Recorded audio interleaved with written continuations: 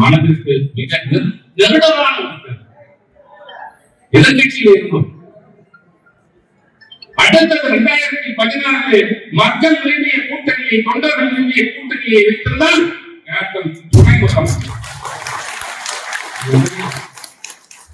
அதிமுக அவ்வளவு சாதாரணமாக தோற்றிருக்கிறார். அவர்களும் 70-80 இடங்களில் வெற்றி பெற்றிருப்பார்கள். ஆனால் தேமுதிக 45 தொகுதிகளில் வெற்றி பெற்றிருக்கும். கேப்டன் சிஎம்ஆருக்கே வாய்ப்பு, முதலமைச்சராவதற்கு என்று வாய்ப்பு வந்திருக்கும். கர்நாடகாவில் குமாரசாமி எப்படி முதலமைச்சர் ஆனாரோ அதே போன்று முதலமைச்சர் அவருக்கு குறைந்தபட்சம் துணை முதலமைச்சர் இந்த வாய்ப்பை பெற்றோம். 2019 மோடி எதிர்ப்பலை எங்கும் ஓங்கி வீசுகிறது. அந்த எதிர்ப்பலைகளில் போய் நாம் சிக்கிக் கொண்டோம். 2017 வந்து நம்ம எல்லாம் முசுப்பேரி மக்கள் நல கூட்டணியை அமைக்க வேண்டும் என்று சொன்னவர்கள் 2 MP 4 MLA எல்லாம் வச்சிருக்கிறாங்க. அதனால் அவர்களை குறை சொல்லக்கூடாது. அவர்கள் விவரமாக, அவர்கள் புத்திசாலிகள், அவர்கள் அரசியல் தெரிந்தவர்கள். தேமுதிக என்ற ஒரு கட்சி இருந்தால் அதன் பிறகு தமிழகத்திலே எல்லா கட்சியும் சமாளி கட்டப்படும் என்று நினைத்துத்தான் நம் தலைமையில்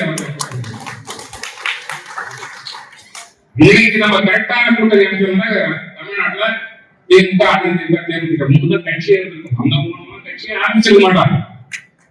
கட்சி ஆரம்பிக்க அனைவரும் பயந்திருப்பார்கள்.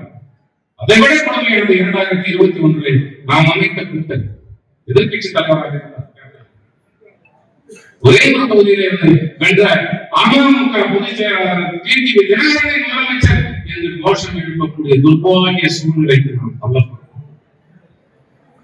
ஒரு காலத்தின் சூழ்ச்சியா இந்த கட்சி வளர்ந்து நாளை ஆட்சி அதிகாரத்திலே அமர்ந்துவிடும் என்ற பயத்தின் அடிப்படையிலே பல அரசியல் கட்சிகள் செய்த சூழ்ச்சியா என்பது நமக்கு நன்றாக தெரியும். எது எப்படி இருந்தாலும் நடந்தது அத்தனையும் நடந்தது.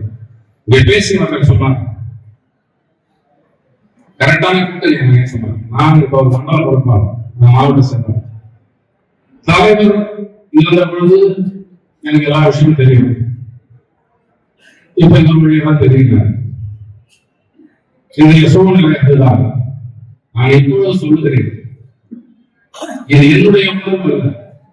இந்த மாவட்டத்தில் இருக்கிற பல்லாயிரக்கணக்கான தொண்டர்களுடைய உணர்வு. 3வது அணி தமிழ்நாட்டில் இருந்தால் அது 3வது அணியாக மட்டுமே. 4வது அணி தமிழ்நாட்டில் இருந்தால் அது 4வது அணியாக மட்டுமே.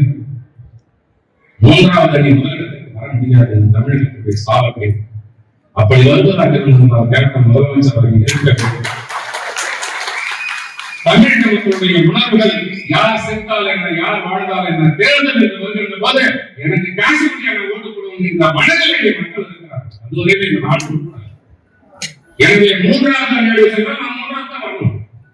அதுவே காரணத்தப்பல் மாநிலம் 21 4வது சீமன் முன்னாள் தப்பி தவிர்த்து இல்ல என்ன.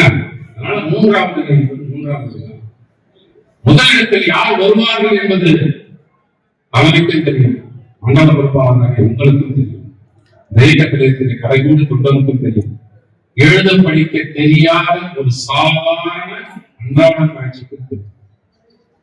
இந்த தமிழ்நாட்டை ஆளக்கூடிய சக்திகள் யார், யாருக்கு அந்த வாய்ப்பு இருக்கிறது, யாரோடு நாம் கூட்டணி அமைக்க வேண்டும் என்பது எல்லாம் அத்தனையும் இங்கே அமர்ந்திருக்கிறாங்க. தலைநிலைய செயலாளர், மண்டல பொறுப்பாளர்களுக்கும் தெரியும், தலைமைக்கும் தெரியும். எனவே தொண்டர்களுடைய வாழ்க்கை என்னோட சீக்கிரம் இந்த தொண்டர்களுடைய வாழ்க்கை பல வருடங்களாக இருக்கிற ஒன்றிய செயலாளர்கள், நகர செயலாளர்கள், பேரூராட்சி செயலாளர்களுடைய வாழ்க்கை, வெளி செயலாளர்களுடைய வாழ்க்கை இதை அத்தனையும் உணர்வு எங்களுக்கு சீட்டு கொள்ள மக்கள் சார். அந்த ஆசைலாம் எனக்கு போயிடுச்சு. அந்த ஆசைலாம் எனக்கு போயிடுச்சு. நான் அரசியலிருந்தே ஒதுங்கி இருந்தேன். ஆனா என்னோடு தொடர்ந்து இத்தனை வருஷம் பயணம் பண்ற உங்களுக்கு ஏதாவது செஞ்சுட்டு போகணும்னு அரசியல் இருக்கேன்.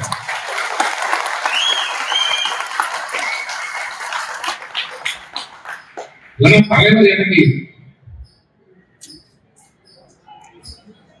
எனவே